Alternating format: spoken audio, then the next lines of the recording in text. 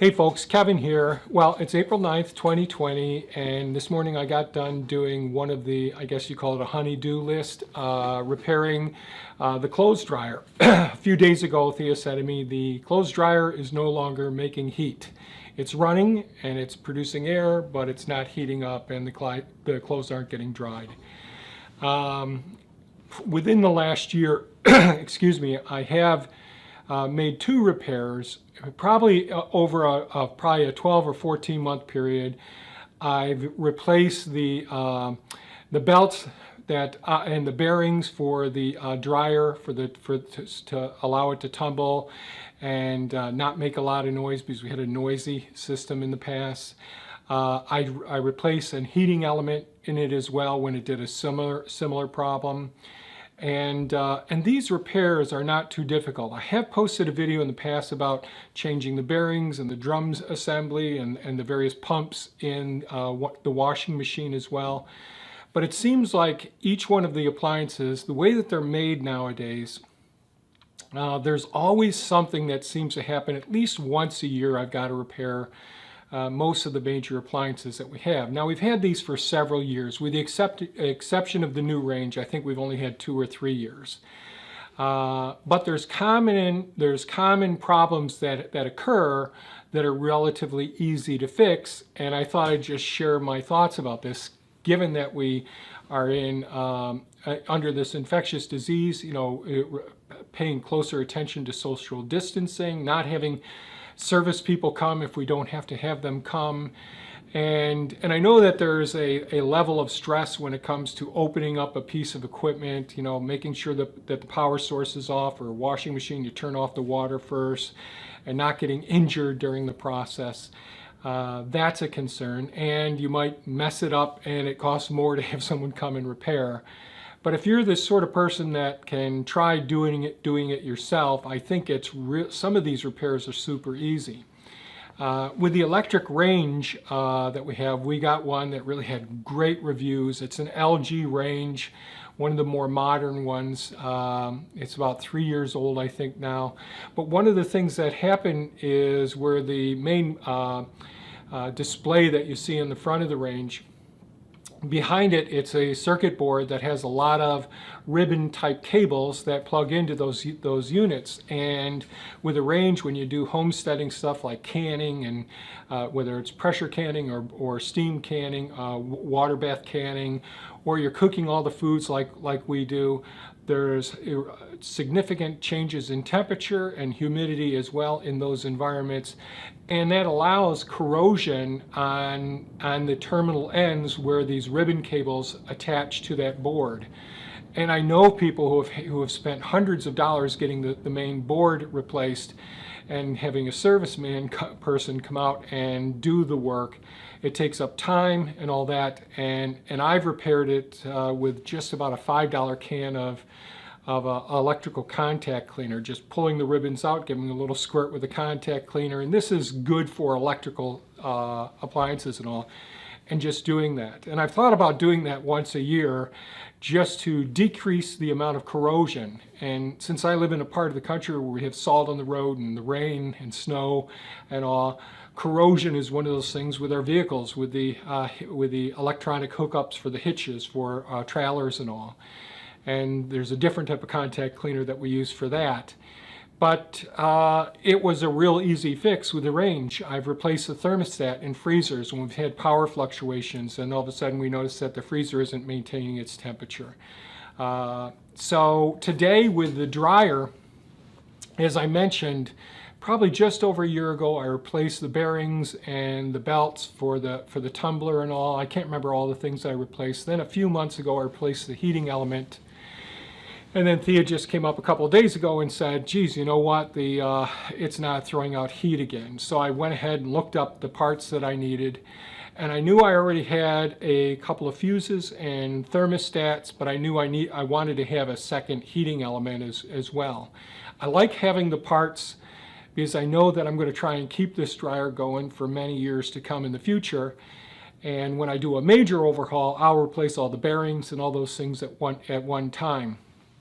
But I ordered another heating element, two thermal fuses, and a thermostat as well. And you get it all as a kit from Amazon. I think it ended up costing just under $30 for the whole group of these components. And they're not the original manufacturer. These are made by some company, possibly in China. I'm not sure where they're located, but they're of the same quality because I've compared them to the original manufacturer's components.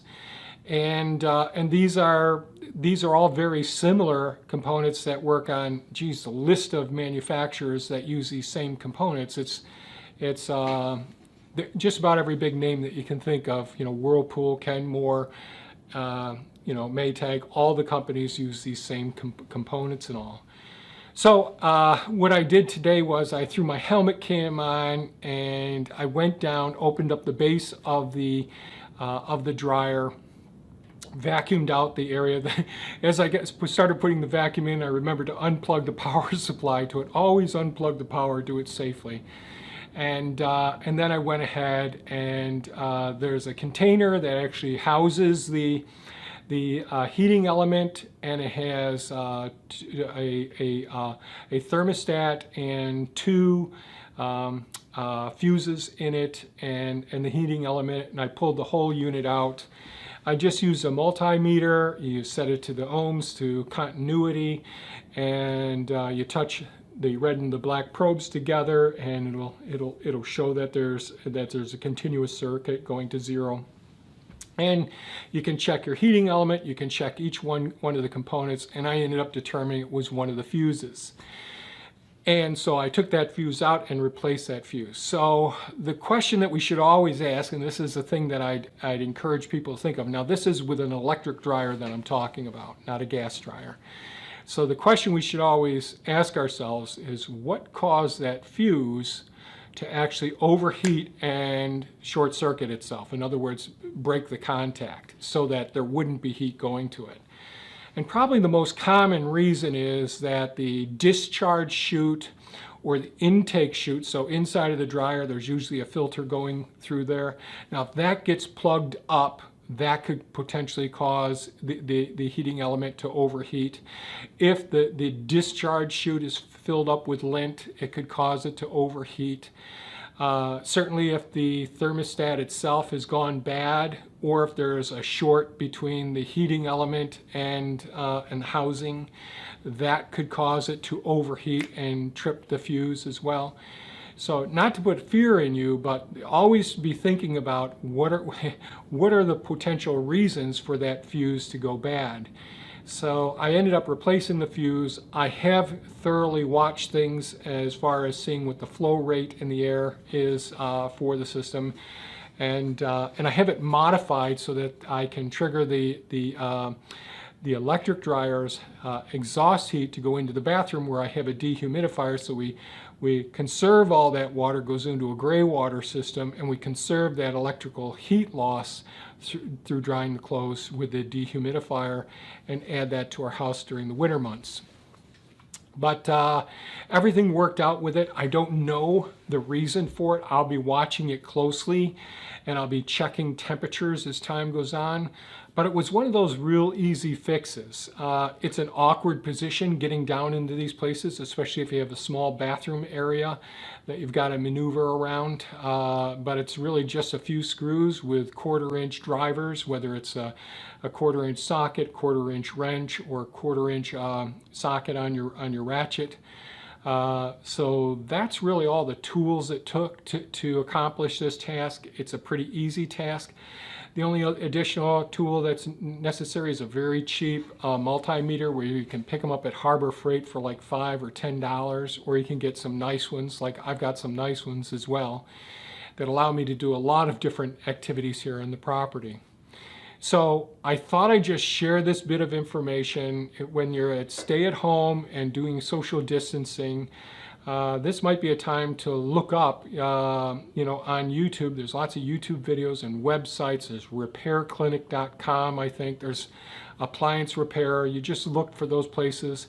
And with all these appliances, I just look for the model number and the manufacturer information. On the dryers, it's usually just inside of the door. Same thing with the washing machine. You can just take a picture of it with your phone, then blow it up a little bit so you can read all the numbers, put it into the web, and there's often videos showing just how these repairs are done. That's for those of you who feel adventurous or cheap, like me. Because that money that I save on these repairs and all, and I have the time to do it and all, we can put that to something else, another form of investment as well. So if you think you'd like to see me do some of the repairs on videos, I'm sure there's tons of repairs from freezers to washers, dryers, every sort of electrical appliance that there is. And I don't shoot the ones with the trucks and all, because getting underneath them I end up cussing too much, old rusty pieces of equipment. But if you're interested in seeing some of the videos when I do the repairs, I'll try to shoot some. There'll be a little bit of GoPro footage from my head cam, helmet cam on, and you can see how simple this actually was. I don't know that I say very much through it at all. So if you found this video of value, give us a thumbs up, share it with your friends. If you have any comments or questions, leave them below. Stay safe, practice social distancing, and eat well, and develop some good skills and expand your knowledge base during this time. Thanks, folks. Have a great day. Bye-bye.